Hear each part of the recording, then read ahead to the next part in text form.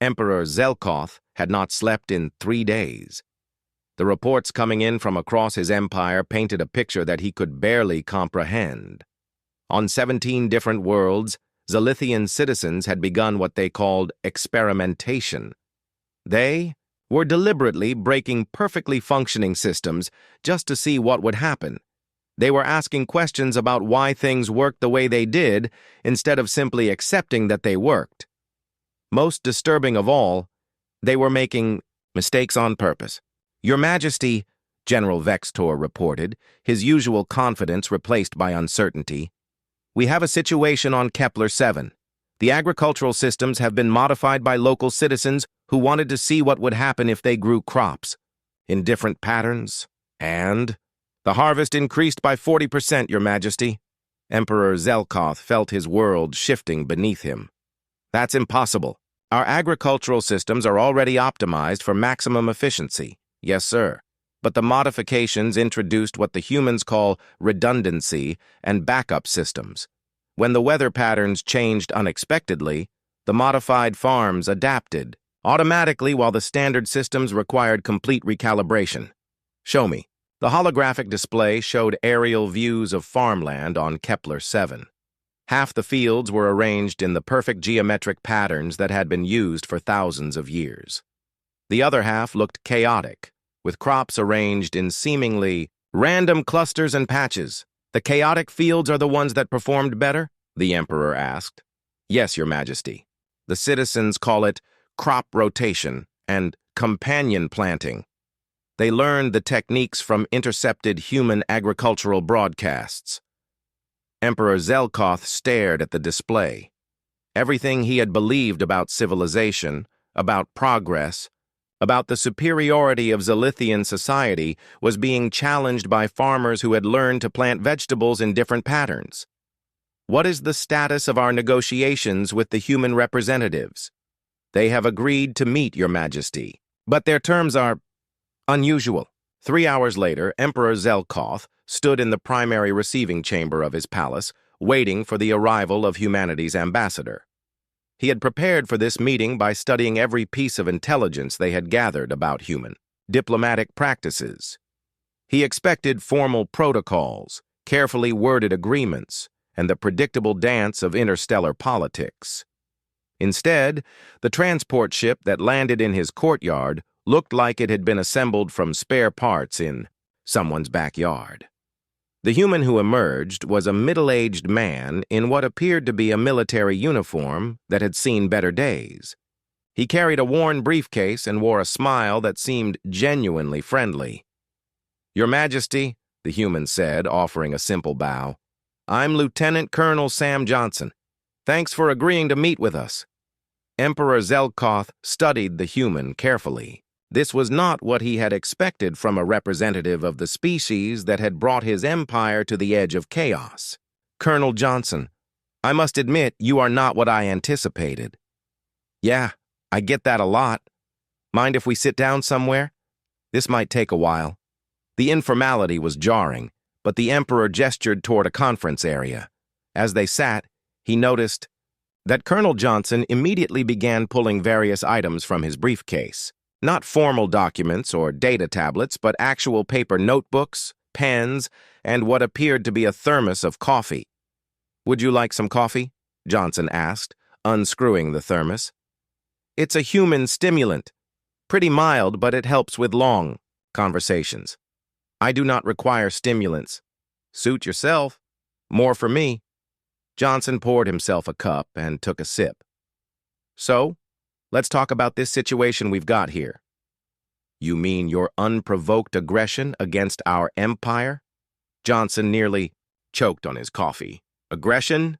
Your Majesty, with all due respect, you guys started this when you tried to conquer us. We've just been defending ourselves. You have disrupted the order that has maintained galactic peace for 10,000 years. Have we?" Johnson pulled out one of his notebooks and flipped through several pages. "Because according to our intelligence, you've conquered over 300 species in those 10,000 years. That doesn't sound like peace to me. That sounds like conquest with good public relations." Emperor Zelkoth felt that strange sensation of uncertainty again. The human was challenging his fundamental assumptions about the nature of his empire. We brought civilization to primitive species. We gave them technology, organization, purpose. And in return, you took away their freedom to make their own choices. Johnson leaned forward. Your Majesty, can I tell you something about humans? We've made a lot of mistakes in our history. We've fought wars, built empires, conquered other people. But we learned something important from all those mistakes. What? Nobody wants to be conquered, no matter how good your intentions are. Nobody wants to be told that their way of life is wrong just because it's different from yours. The Emperor considered this. But surely order is superior to chaos. Efficiency is better than waste. Perfection is the goal of all civilized beings. Johnson pulled out what appeared to be a photograph and placed it on the table. It showed a human city, but not the sterile perfection of Zilithian architecture. The buildings were different heights, different styles, and different colors. Streets curved instead of running in straight lines. People moved in seemingly random patterns. This is New York City, Johnson said. 8 million people living and working together. It's chaotic, inefficient, and definitely not perfect, but it works. It adapts. When something goes wrong, people find ways around it. When something breaks, they fix it or build something new. It appears disorganized. It is disorganized. That's what makes it strong. See, when you optimize a system for one specific set of conditions, it works great until those conditions change. But when you build a system that's designed to handle chaos, it can adapt to anything. Emperor Zelkoth studied the photograph. What are you proposing? Partnership. Not conquest, not surrender, but cooperation. We'll share our methods of chaos. Management with your people, and you can share your advanced technology with us. But here's the key part.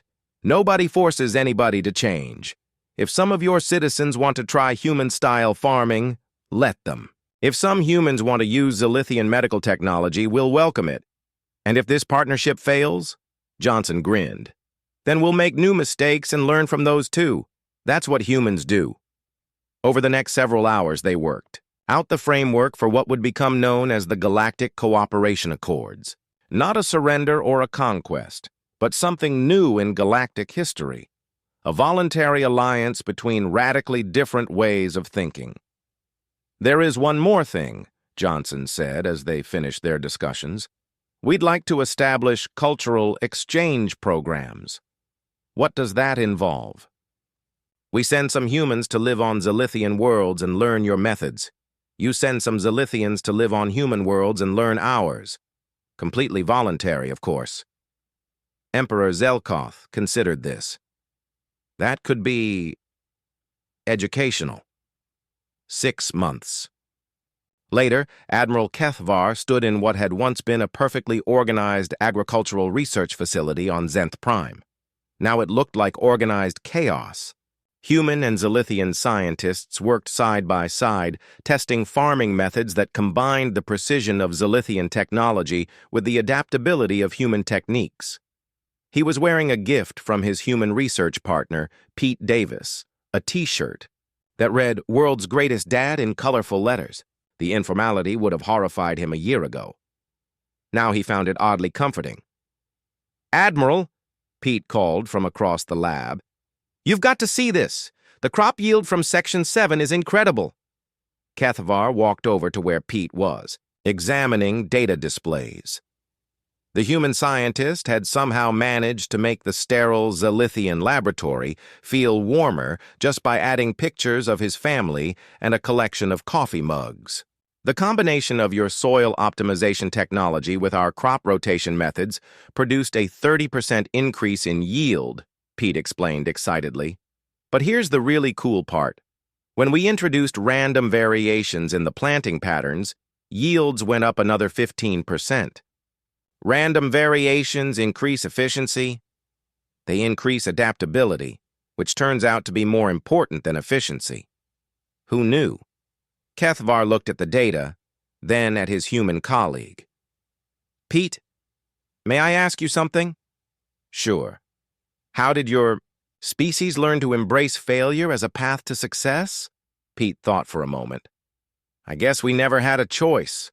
We're not naturally perfect like you guys. Our technology breaks down, our plans fall apart, and our leaders make mistakes.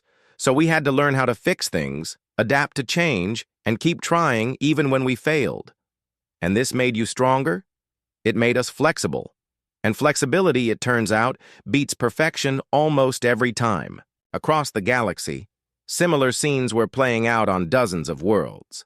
Zilithian students learning human chaos theory, while human engineers marveled at alien precision technology. Trade routes that had been closed for millennia reopened as species that had been under Zilithian rule for thousands of years began experimenting with human concepts of independence and cooperation. The galaxy was changing, and for the first time in 10,000 years, that change was driven not by conquest, but by choice. Emperor Zelkoth stood on his palace balcony, looking up at stars that no longer represented an empire built O. The emergency session of the Galactic Council had been called for the first time in over 1,000 years. Representatives from dozens of species gathered in the Great Chamber on the neutral world of Kepler Prime. The chamber itself was ancient, built by a long-dead civilization that had once tried to unite the galaxy through diplomacy rather than conquest. Ambassador Kethron of the Hive Mind floated in her crystalline shell, her thoughts connected to billions of her species across the galaxy. Beside her, the energy being known as Veltar shimmered in its containment field. The reptilian delegate from the Sauron Confederacy sat motionless, while the insectoid representative of the chitinous collective clicked nervously. They had all come for the same reason: to hear about the humans.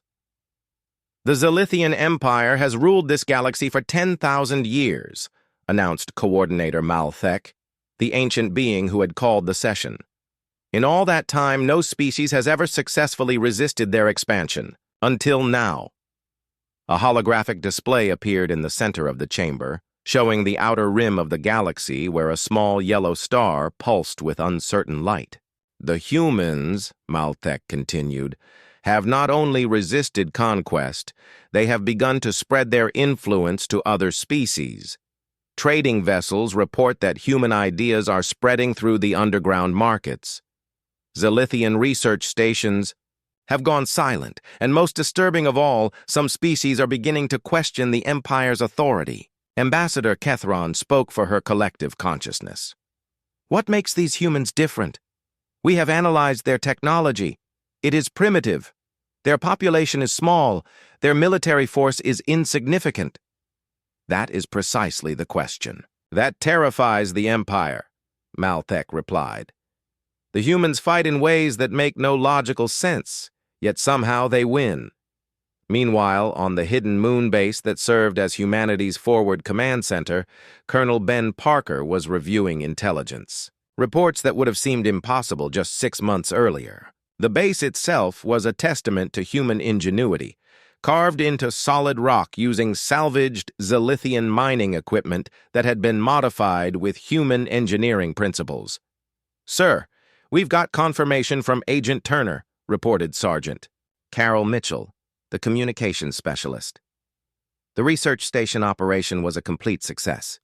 We now have access to their quantum field technology. Ben nodded grimly.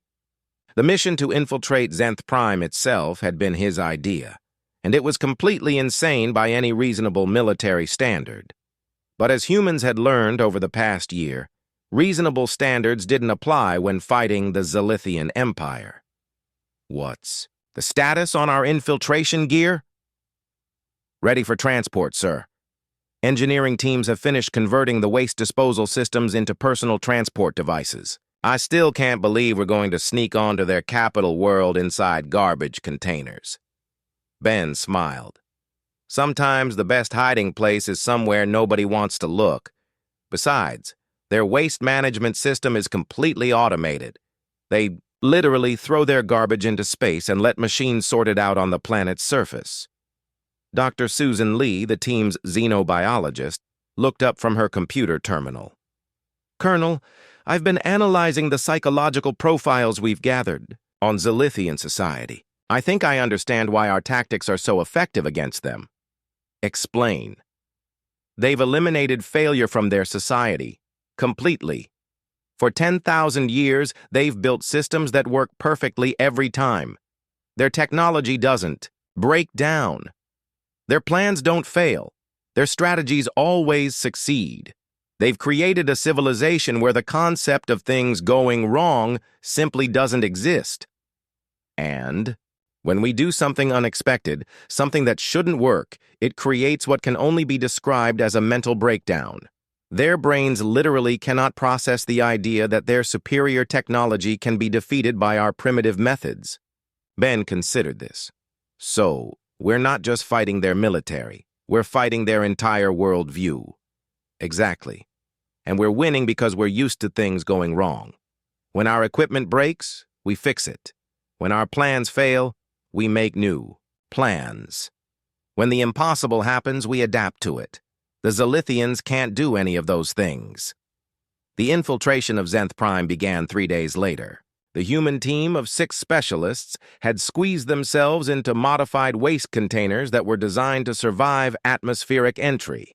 The ride down through the planet's atmosphere was rough enough to make a roller coaster seem gentle, but the containers held together.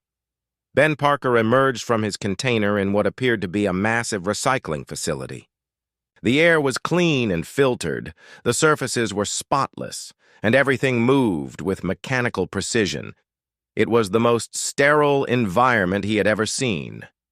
"Teams, sound off," he whispered into his radio.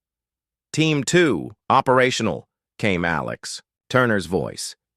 "Team 3, good to go," reported Sergeant Mitchell. The plan was simple in concept but insane in execution. They would make their way through the planet's waste management system, emerge in the capital city, and plant a broadcasting device in the main communication center. The device would transmit a message to every screen, every computer, and every communication device on the planet. "Remember," Ben told his team as they began moving through maintenance tunnels that no Zilithian had ever thought to guard, "we're not here to destroy anything. We're here to do something much worse. We're here to give them ideas." The journey through the underground systems of the Zilithian capital was like traveling through the arteries of a vast living machine. Everything was perfectly designed, perfectly maintained, and perfectly predictable.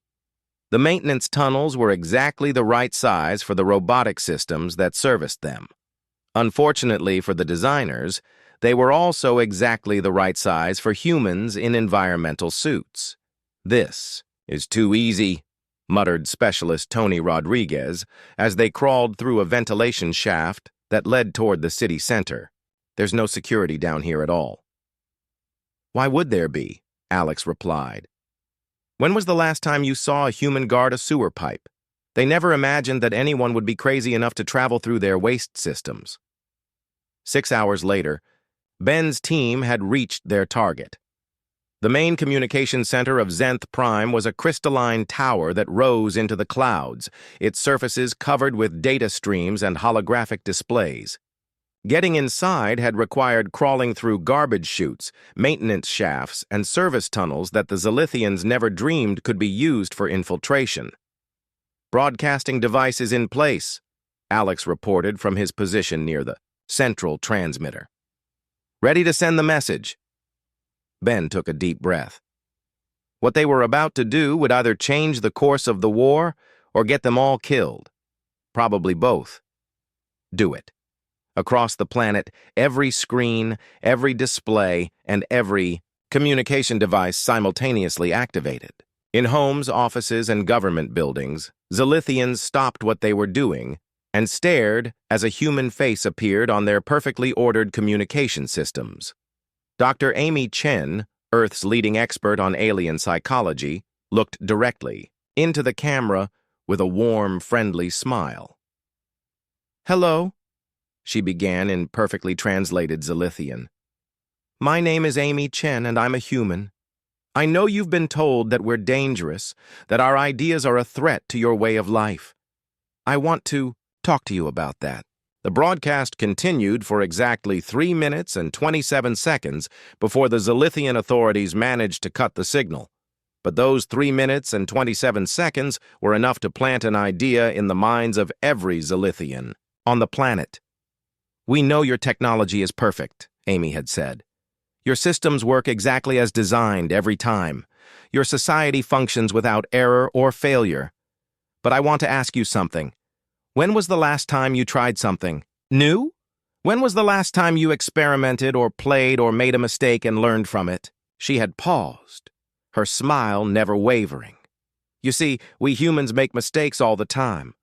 Our technology breaks down, our plans fail, our societies are messy and chaotic. But you know what? We keep trying new things. We keep experimenting. We keep learning. And maybe, just maybe, that's not a weakness. Maybe that's a strength." The broadcast had ended with the most terrifying words any Zilithian had ever heard. What if perfect isn't actually better? What if being a little bit broken is what makes you strong? In the Imperial Palace, Emperor Zelkoth stared at the blank communication screen with an expression of absolute horror. Around him, his advisors stood in stunned silence. For the first time in 10,000 years, the citizens of Zenth Prime were asking questions. And questions, the Emperor realized, were the most dangerous weapons the humans possessed. The alien freighter captain Zektul shifted nervously as the holographic image of a Zilithian admiral filled his ship's communication chamber. The reptilian Kethmari had served the Empire for 3 centuries, hauling cargo across the Outer Rim systems. He had never received a direct communication from High Command before. "Captain Zektul," the Admiral said in the formal tone that all Zilithians used. "You are hereby ordered to cease all trade routes that pass within 50 light-years of the Sol system. Any contact with the human species is forbidden under Imperial Decree 7749. Zektul bowed his scaled head. "Of course, Admiral. May I ask why?" "The humans have been declared a contaminated species. Contact with them may result in exposure to dangerous ideas that threaten the stability of the Empire. Compliance is mandatory." The transmission ended, leaving Zektul alone in his cargo hold. He looked around at the containers of rare metals and manufactured goods that he had been planning to trade. The route past the human system was the most profitable run in his sector. Without it, his small trading business would barely break even. But more than that, Zektul was curious. In all his years of trading, he had encountered dozens of species. Most were either advanced enough to be useful to the Empire or primitive enough to be ignored. What made these humans so different that the mighty Zilithian Empire was afraid of them? 3 weeks later, on Earth, Major Alex Turner received an encrypted message that would change everything. He was sitting in his office at the newly formed Alien Technology Division when his computer chimed with an incoming transmission on a frequency that should not have existed. "Human friends," the message began in broken but understandable English. "I am Zektul of the Kethmari trading fleet. I have items you might want. Items that Big Empire does not want you to have.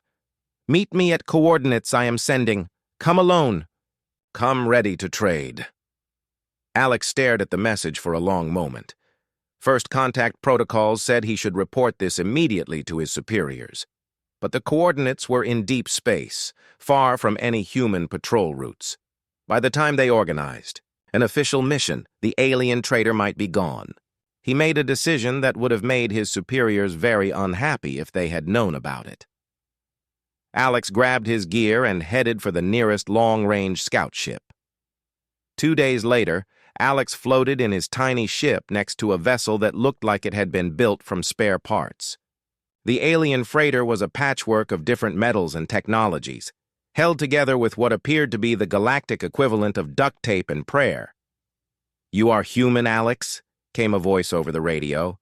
"That's right. You're Zektul?" "Yes. Welcome to my ship. But be careful. My life support is not perfect for humans." Alex suited up and transferred to the alien vessel. The airlock opened to reveal a being that looked like a cross between a lizard and a small dinosaur, about 5 feet tall with intelligent golden eyes. "You are smaller than I expected," Zektul said, looking Alex up and down. "You're exactly what I expected," Alex replied with a grin. "What have you got for us?" Zektul led him through corridors that were clearly not designed for human comfort. Everything was too low, too narrow, and smelled like something between cinnamon and old leather. "Empire says humans are dangerous," Zektul explained as they walked. "Says you have bad ideas that make other species think wrong thoughts. This makes me very curious about what kind of ideas you have." They reached a cargo hold filled with containers of various sizes. Zektul opened one to reveal technology that made Alex's eyes widen. Advanced computers, power cells, weapons, and devices he couldn't even identify. "This is Zilithian military equipment," Alex said. "Yes. Empire throws away much technology when it becomes old. What they call old, other species call impossible to build. I collect it. Trade it to species who can use it. Empire never cared before. But now they do?" Zektul's golden eyes gleamed. "Now they say I cannot trade with humans. They are very worried about what humans might do with their old technology. This makes me think humans are more dangerous than they look." Alex picked up what appeared to be a scanner of some kind. "What do you want in return?" "I want to know what makes humans so scary to Empire that rules galaxy for 10,000 years. Over the next hour, Alex explained human history to the fascinated alien trader. He told him about how humans had survived ice ages, plagues, and wars by adapting and improvising. He showed Zektul pictures of human cities with their chaotic mix of old and new buildings, their busy streets filled with millions of people all doing different things. "You see," Alex explained, "we're used to things not working perfectly. When something breaks, we fix it. When we can't fix it, we build something new. When we can't build something new, we make do with what we have." Zektul studied the images with growing amazement. "Your cities look like they were built by many different species. No order, no plan. How do they function?" "That's exactly the point. They function because there's no single plan. If one part fails, the rest keeps working. If one system breaks down, people find another way to do things." "And this scares the Empire?" Alex nodded.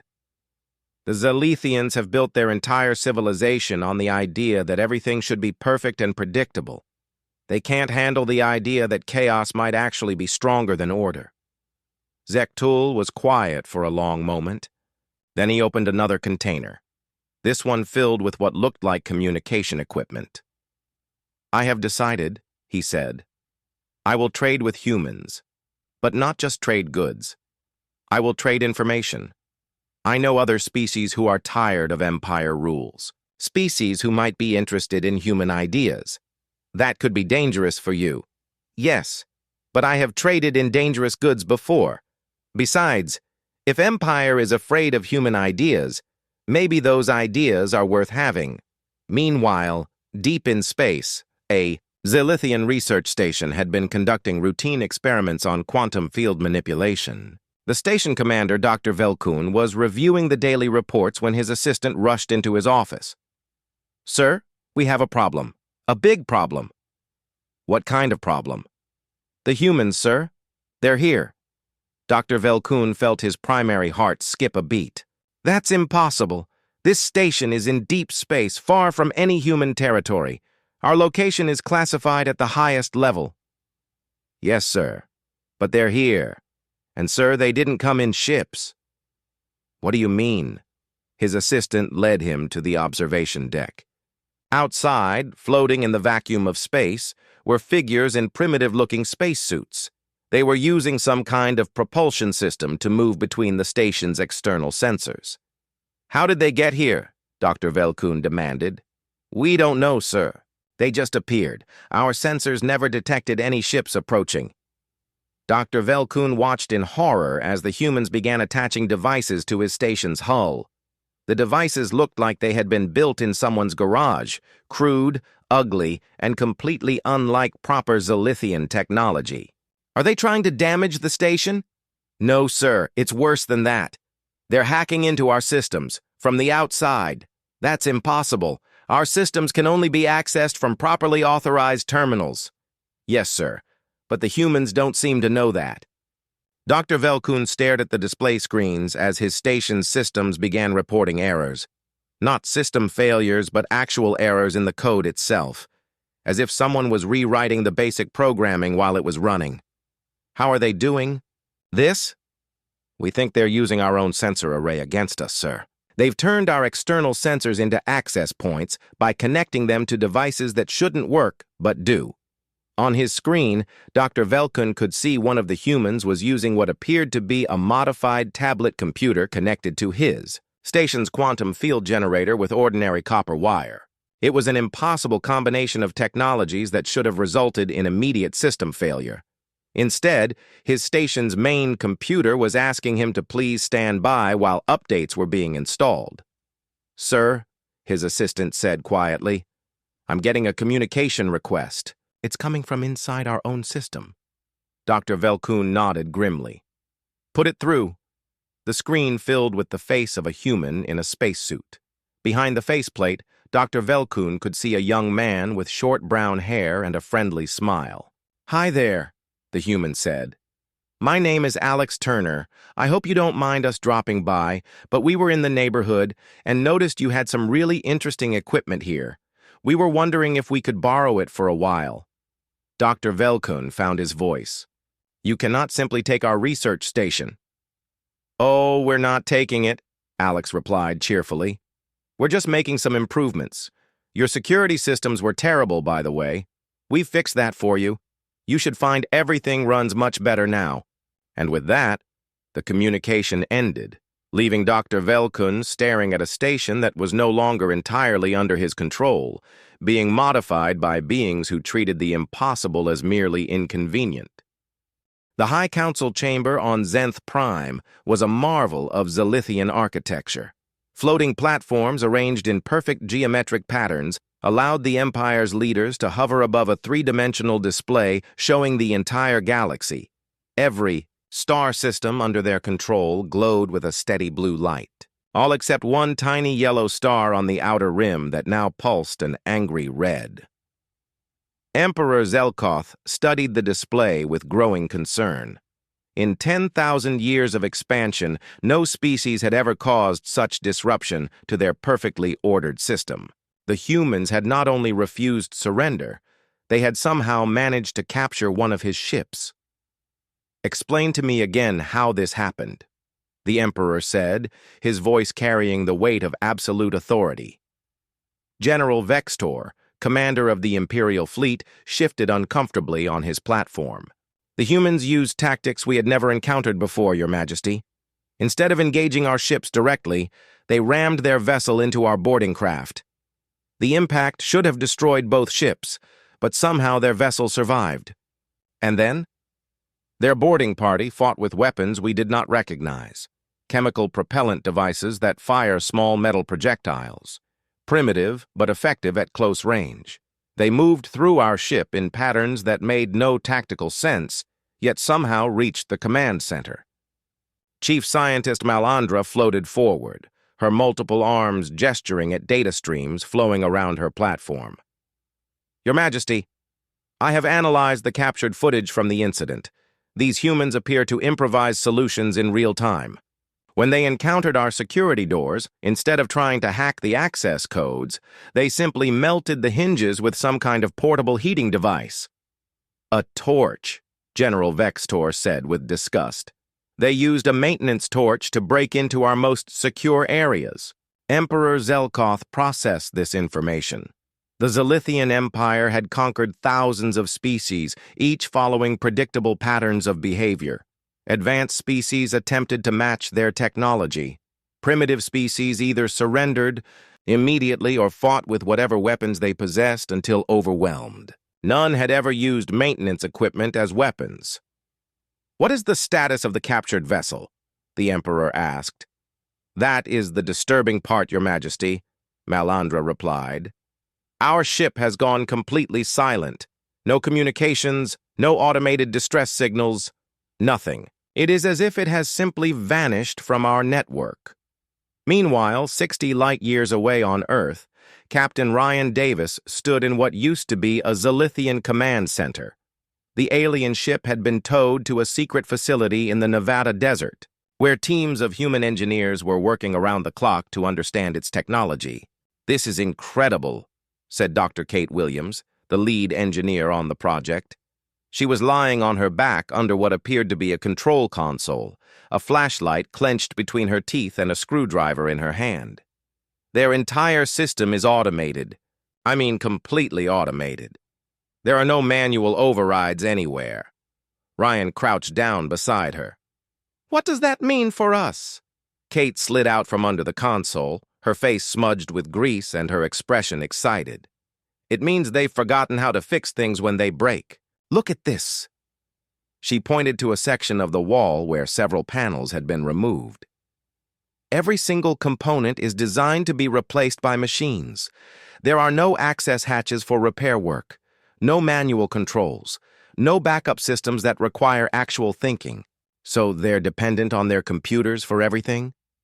More than that, they've designed themselves out of the loop entirely. When something goes wrong, they don't troubleshoot it. They just replace the whole module and let the computer figure out what went wrong." Ryan shook his head in amazement. No wonder they couldn't handle Lisa's boarding party. Their security systems probably couldn't process humans using a torch to cut through doors. Kate grinned. "Want to see something really fun?"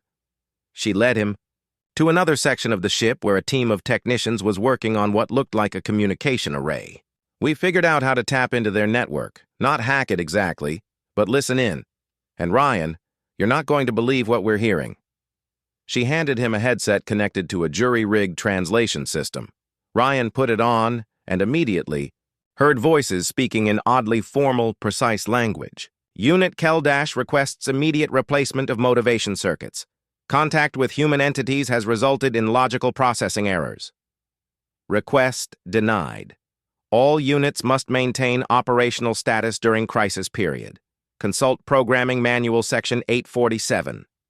3 for appropriate responses to non-standard situations. Manual Section 847.3 does not cover entities that refuse logical surrender options. Request escalation to higher processing units." Ryan pulled off the headset and stared at Kate. "They're having nervous breakdowns because we won't follow their rules?" "That's exactly what's happening. Their entire civilization is based on predictable patterns. When something doesn't fit the pattern, they don't know how to handle it. They literally have to look it up in a manual."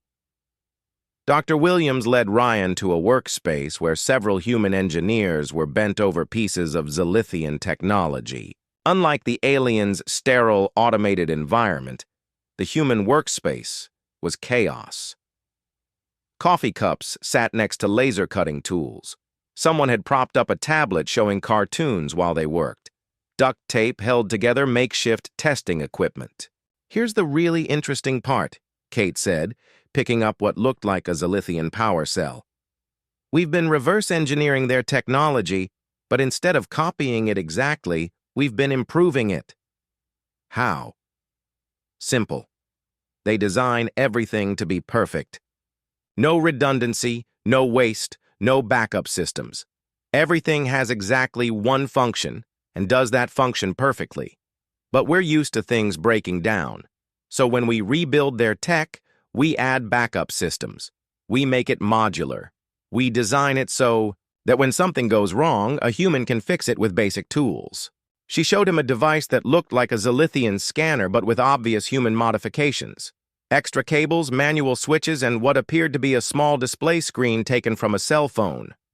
"This scanner is actually more powerful than the original now. When the automated systems fail, we can switch to manual control and keep working. The Zilithians never thought of that because their stuff isn't supposed to fail." Ryan was beginning to understand. "So we're not trying to match their technology. We're making it better by making it more human." "Exactly. and that's driving them crazy. Back on Zenth Prime, Emperor Zelkoth was receiving reports that confirmed his worst fears. The humans were not just using captured technology, they were modifying it in ways that defied Zilithian understanding of proper engineering principles. They have added unnecessary components to our devices, Malandra reported. Redundant systems that serve no logical purpose, manual controls that reduce efficiency. It is as if they are deliberately making our technology worse. Yet our spies report that their modified devices are performing better than the originals, General Vextor added reluctantly. Emperor Zelkoth felt something he had not experienced in millennia. Uncertainty. The humans were using their own perfect technology against them, but improving it through what could only be described as deliberate imperfection. What do our psychological profiles tell us about this species, he asked. Malandra consulted her data streams. They appear to be a species that has evolved to expect failure. Their technology is built with the assumption that things will break. Their social structures are designed to function even when individual components fail. They seem to thrive on chaos and unpredictability. In other words, the Emperor said slowly, they are the opposite of everything we have spent 10,000 years becoming. Yes, Your Majesty. Emperor Zelkoth stared at the red blinking light that represented Earth. For the first time in his long reign, he was facing an enemy that his vast empire was not designed to defeat. An enemy that grew stronger by embracing the very weaknesses that civilized species sought to eliminate. Begin Phase 2, he ordered. If we cannot defeat them through direct confrontation, we will isolate them. Contact all species in their region of space. Inform them that any trade or communication with the humans will be considered an act of war against the Empire. As the Poesia orders went out across the galaxy, Emperor Zelkoth wondered if he was making a terrible mistake. But what else could he do?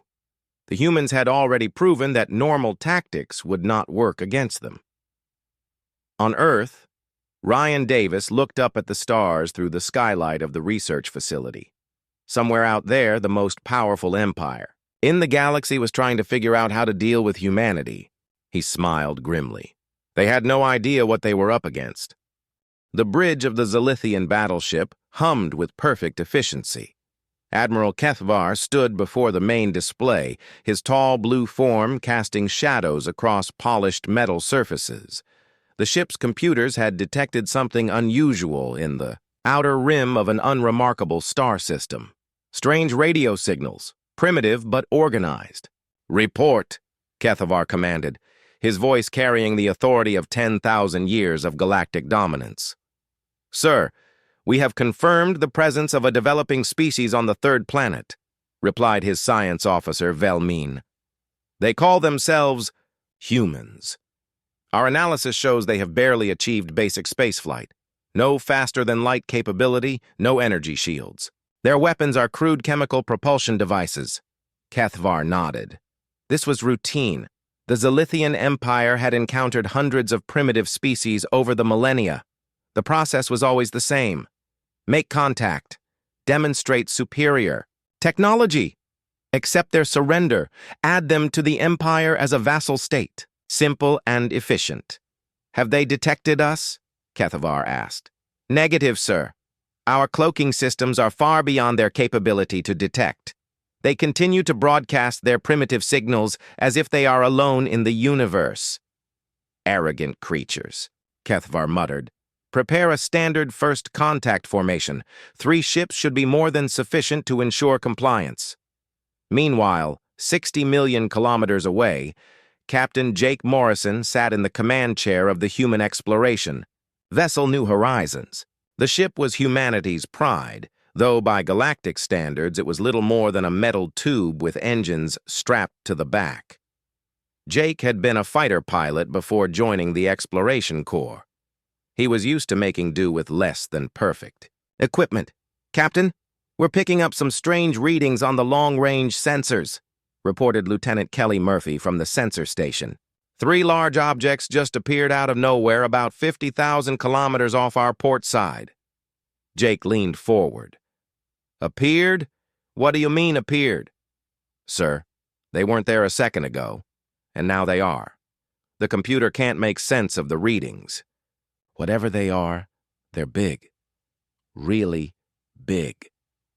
Jake felt his stomach tighten.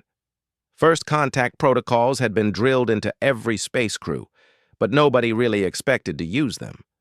Earth's governments had spent decades debating what to do if humanity ever met aliens. The general consensus was to be peaceful but cautious. Red alert, Jake ordered. All hands to stations. Open a channel on all frequencies. On the Zilithian flagship, Admiral Kethvar watched the human ship with mild interest. It was smaller than their shuttlecraft, and its design was brutally functional. No elegant curves or aesthetic considerations, just metal plates welded together, around engines and life support systems. They've detected us, Velman reported, raising their alert status and attempting communication. Standard response, Kethvar said. Inform them of their situation and demand surrender. The communication beam reached the New Horizons, and Jake's crew worked frantically to decode it. The Universal Translator protocols finally kicked in, and an alien voice filled the bridge. Primitive species of the third planet. You are now in the presence of the Zilithian Empire, masters of this galaxy for 10,000 of your years. Your species is hereby incorporated into our domain. You will cease all resistance and prepare to be boarded. Compliance will ensure your survival. Jake stared at the speaker for a long moment. 10,000 years, masters of the galaxy. He thought about his wife back on Earth, his 2 kids who were probably doing homework right now. He thought about the millions of people who had no idea that their entire world had just been claimed by aliens. Like hell, he said quietly. Sir? Kelly asked. Jake stood up and walked to the communication station. Open a channel. Channel open, sir. This is Captain Jake Morrison of the Earth vessel New Horizons. I don't know who you think you are, but you don't own us. We're free people, and we intend to stay that way. If you want a fight, you've got one. On the Zilithian ship, the bridge fell silent. Admiral Kethvar stared at the communication panel, as if it had just grown teeth and bitten him. Did they just refuse surrender? Velmin asked, his voice filled with disbelief. That is impossible, Kethvar said slowly. All species surrender when faced with our superior technology. It is the logical response. Perhaps their translation systems are malfunctioning, suggested the communications officer. Repeat the message, Kethvar ordered. Make it clear that resistance is futile. The message came through again, this time with more detail about Zilithian weapons and the fate of species that resisted. Jake listened to the whole thing, then looked around his bridge at his crew of 12 humans. Well, team, looks like we're in a tight spot. They've got bigger ships, better weapons, and they've been doing this for 10,000 years. Anyone want to surrender? Commander Lisa Brooks, Jake's second-in-command, spoke up. Sir, my grandfather didn't surrender to the Nazis, and I'm not surrendering to space Nazis either. The rest of the crew murmured agreement. Jake smiled grimly. He'd expected as much. Humans had a long history of fighting impossible odds, usually because they were too stubborn to know when they were beaten. Kelly, what do you make of their ships? Jake asked. They're definitely more advanced than us, sir. But they're big. Really big. That suggests they might not be very maneuverable. And, Captain, I'm picking up something interesting. Their ships seem to be generating some kind of energy field. It might be what makes them invisible. Shields, maybe, or cloaking. Hard to tell, with our equipment. Jake nodded. In his fighter pilot days, he'd learned that bigger didn't always mean better. Sometimes it just meant a bigger target. Lisa, take a team and get to the armory. Strip out anything that might be useful as a weapon. Kelly, can you get us closer without them noticing? Sir, they've got sensors that can detect us from millions of kilometers away. There's no way to sneak up on them. Who said anything about sneaking? Jake grinned. Sometimes the best way to surprise someone is to do exactly what they don't expect, He sat back down in his command chair and opened the communication channel again. Zilithian ships, this is Captain Morrison. We've discussed your offer and we have a counter-proposal. How about you go back where you came from and leave us alone? Admiral Kethvar felt something he hadn't experienced in centuries. Confusion. These creatures were behaving in ways that made no logical sense. They were clearly outgunned, outnumbered, and outclassed in every possible way, yet they continued to resist. Prepare boarding parties, he ordered. We will take their ship and study these humans directly. Perhaps we can understand their malfunction. Jake watched the alien ships begin to move closer. He turned to his crew, all of whom were looking at him with expressions of determination mixed with terror. All right, people. They're coming to board us. That means they want our ship intact, which gives us an advantage. Lisa, are your people ready? Ready as we'll ever be, sir. Good. Remember, we might not have their technology, but we've got something. They don't understand. We're too stupid to know when we're beaten. The New Horizons turned toward the approaching alien fleet, its small engines burning at maximum power. Behind them, Earth continued its slow rotation, unaware that the first battle for humanity's freedom was about to begin.